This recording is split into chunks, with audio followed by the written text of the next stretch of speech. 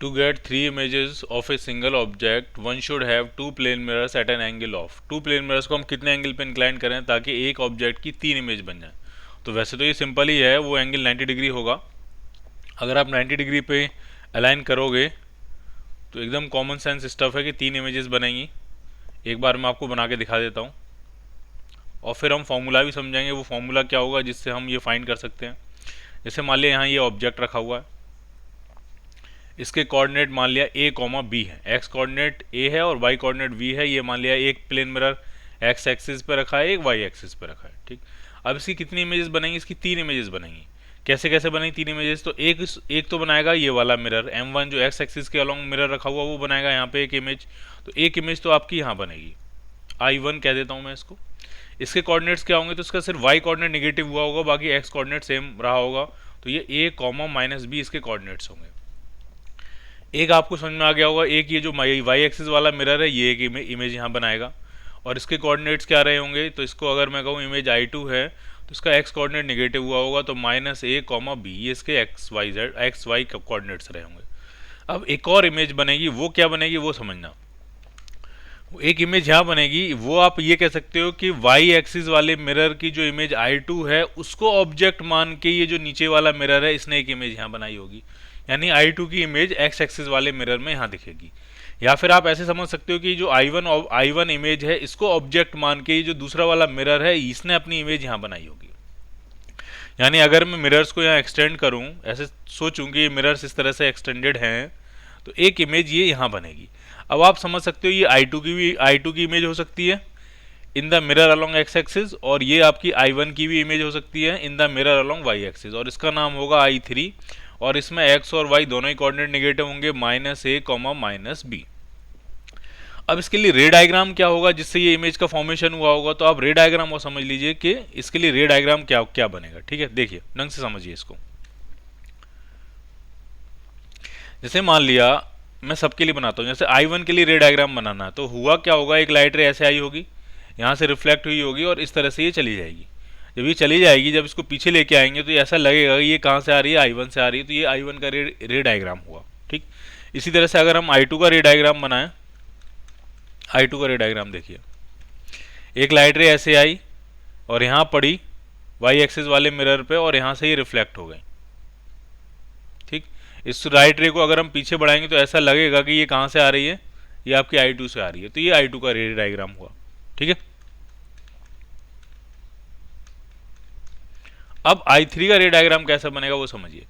जो लाइट रे अंदर की तरफ आएगी यहाँ से, ये लाइट रे यहाँ अंदर की तरफ रिफ्लेक्ट हुई। ठीक, तो जब इसका पहला रिफ्लेक्शन होगा, बहुत आराम से समझिए, जब इसका पहला रिफ्लेक्शन होगा यहाँ पे, तो पहले रिफ्लेक्शन की लाइट रे को जब पीछे बढ़ाओगे तो ऐसा लगेगा ये कहां से आ रही है? I1 से आ रही है।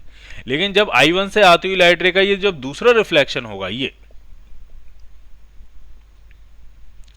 तो ये इमेज फॉर्मेशन होगा I3 का। जब इसको पीछे बढ़ाएंगे तो ये लाइट रे ऐसा लगेगा कि ये कहां से आ रही है? ये आपकी I3 से आ रही है। ठीक, ये बात समझ में आई।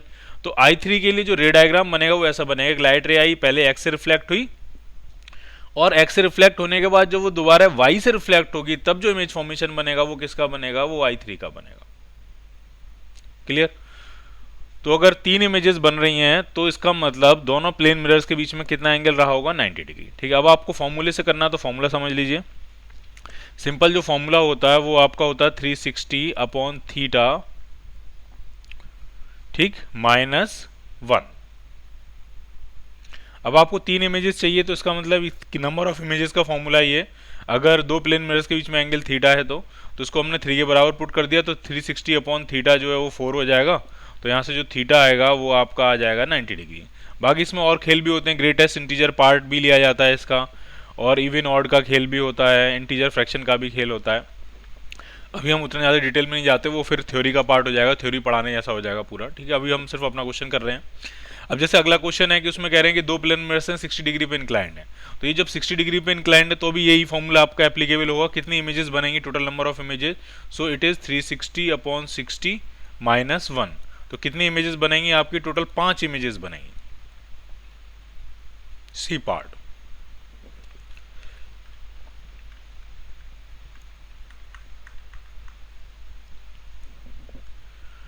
अगला क्वेश्चन फिर से वही हो गया, to get 3 images of a single object one should have 2 plane mirrors at an angle of, दो प्लेन मिरर में कितने एंगल पे होंगे वो 90 डिग्री पे। अभी हमने सेटल किया उनका एंगल कितना होगा 90 degree. A ray of light is directed towards a corner reflector as shown. The incident ray makes an angle of 22 degree with one of the mirrors.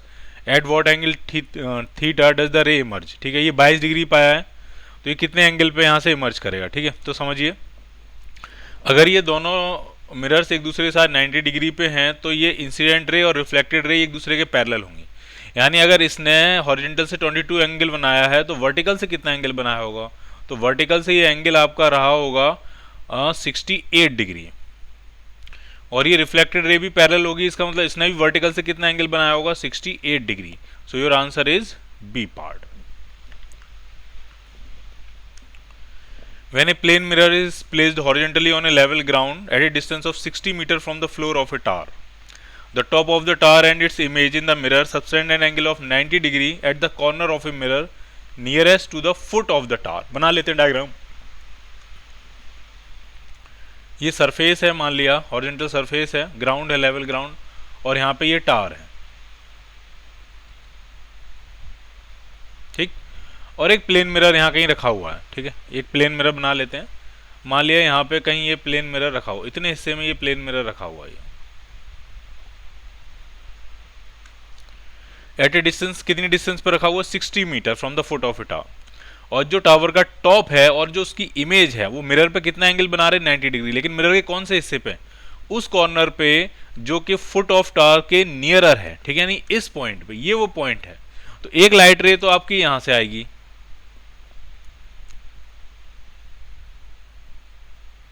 ठीक, और ये यहां से रिफ्लेक्ट हो जाएगी इस तरह से,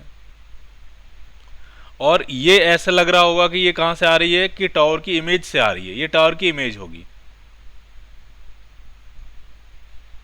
इस तरह से। तो क्वेश्चन में ये कहा जा रहा है आपसे कि जो टावर का टॉप है उसने और टावर के जो इमेज है उसके टॉप ने यहाँ पे कितना एंगल सबटेंड किया 90 degree. The top of the tower and its image in the mirror subtend N angle of 90 degree, यानी ये पूरा एंगल आपका कितना होगा 90 डिग्री, ये कह रहे हैं वो।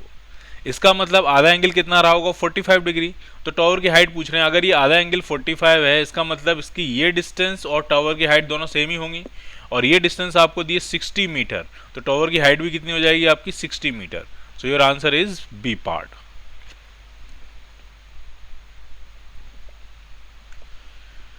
एक घड़ी है और वो टाइम बता रही है 3:25, सर्कुलर होगी जिसमें नॉब्स घूम रही होंगी, इस तरह से ड्रॉ कर लेते हैं।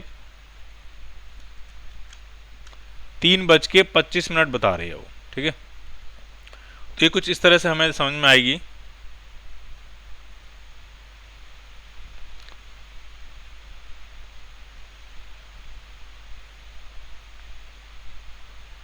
इस तरह की सिचुएशन है, 3:25, यानी एक सुई तो आपकी यहाँ 25 मिनट, तो जो मिनट वाली सुई है वो तो आपको यहाँ दिखाई देगी, और जो घंटे वाली सुई है वो 3 से थोड़ा नीचे आ गई होगी। ठीक है, 3 से थोड़ा कहाँ आ गई होगी, ये नीचे आ गई होगी। ये 3:25 हुआ। ठीक, अब इसी चीज को आपको प्लेन मिरर में देखना है कि प्लेन मिरर में अगर आप देखोगे तो ये आपको क्या मतलब क्या फीलिंग देगा कि कितने बज रहे हैं, ये आपसे पूछा जा रहा है।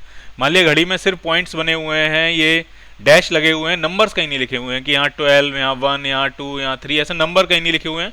सिर्फ इस तरह की घड़ी है जिसमें सिर्फ मार्किंग है, और ये बता रही है 3:25, इस तरह का नोटेशन है। अब इसको अगर हम इसकी इमेज देखेंगे तो इमेज से हमें क्या समझ में आएगा, ये पूछा जा रहा है आपसे। तो जरा इमेज बनाते हैं पहले इसकी, फिर समझने की कोशिश करेंगे कि कितने बज रहे हैं इसमें।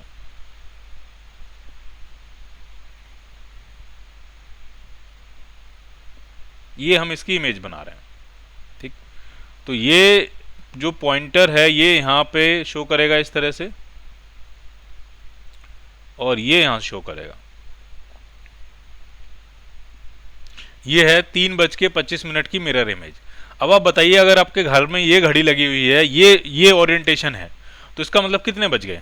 ठीक है, जो आर की घड़ी, आर की जो सुई है उसको मैंने थोड़ा बड़ा कर दिया, इसको थोड़ा छोटा कर देते हैं। ताकि इमेज आपको सही समझ में आए, इस तरह से, ठीक है। अब आप इसको देख के बताइए कितने बज गए, ठीक है। तो यहाँ बज 6, 7, 8 बज चुके हैं, और 8 बज के ये कितना बढ़ गए, 35 मिनट। 8 बज के 35 मिनट, 30 मिनट यहाँ होते हैं, ये 35 मिनट है। तो ये जो टाइम बता रहा है वो 8 बज के 35 मिनट बता रहा है। 3 बज के 25 मिनट की जो मिरर इमेज है वो टाइम जो शो कर रही है वो 8 बज के 35 मिनट शो कर रही है। और ये तब आएगा जब इसमें कोई मार्किंग नहीं लिखी होगी, 1 2 3 4 नंबर्स नहीं लिखे होने चाहिए, ठीक। So it is 8:35 in the mirror image.